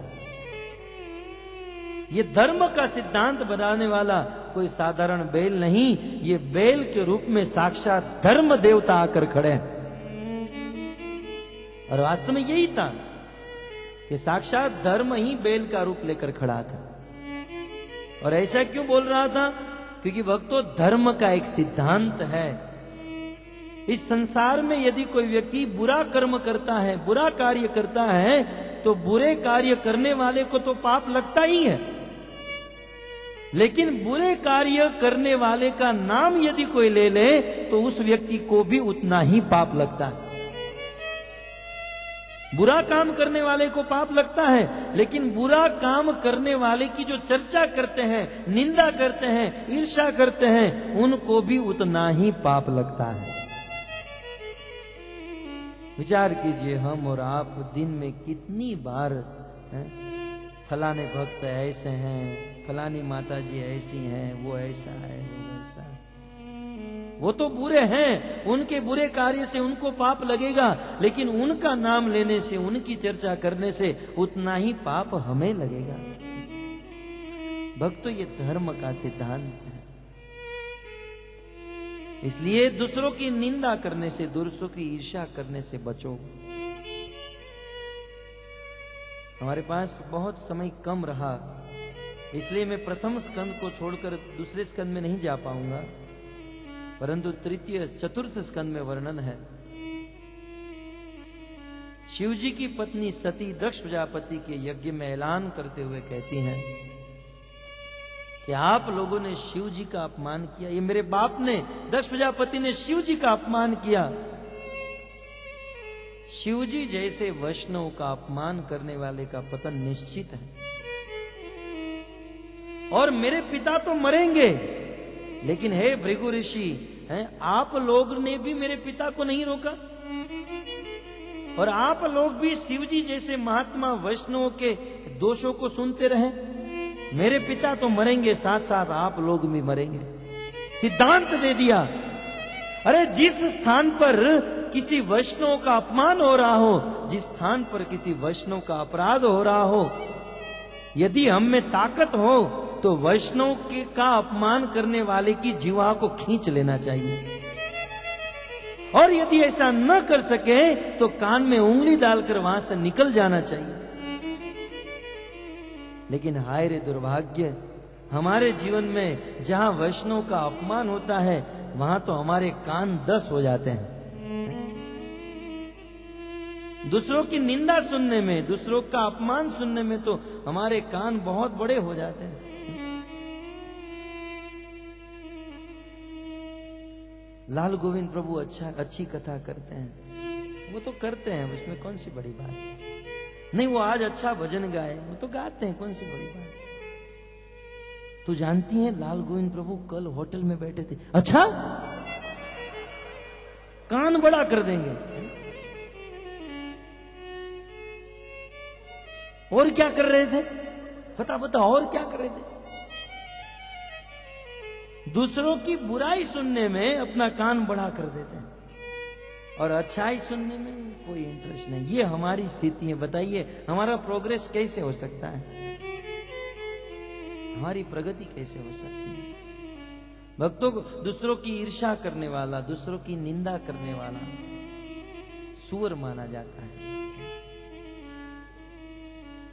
मात्र दूसरों का मल खाता है। अतः धर्म का सिद्धांत कि जो दूसरों की निंदा ईर्ष्या करते हैं उन्हें उतना ही पाप लगता है।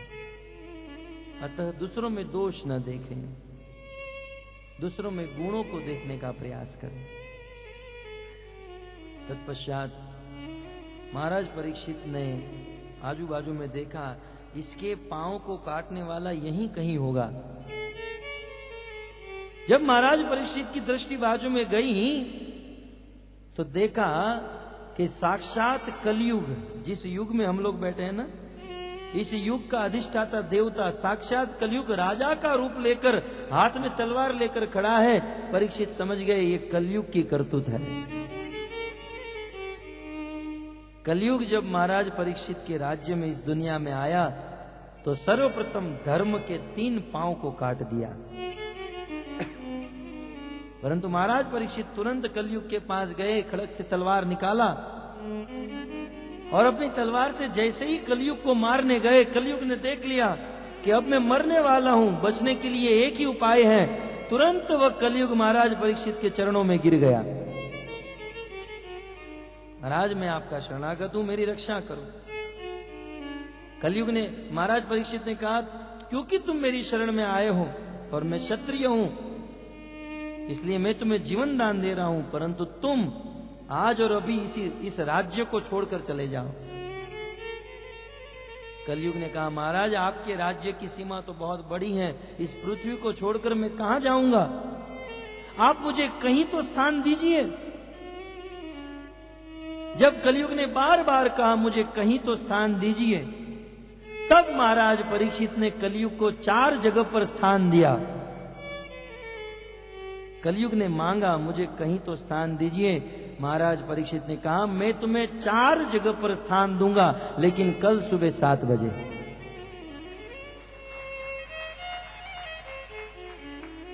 क्योंकि समय हो चुका है। हम तो बोल सकते हैं और आधा घंटा 1 घंटा, लेकिन हम आपके समय का ख्याल रख रहे हैं।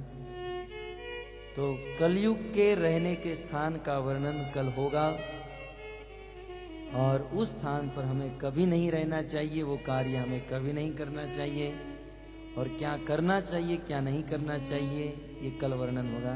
क्योंकि 9 दिन तक कथा सुनने के बाद जब हृदय परिवर्तन होता है तब एक प्रश्न होता है कि आपकी सारी बात समझ में आई, अब प्रभु हमें ये बताइए हमें क्या करना है और क्या नहीं करना है।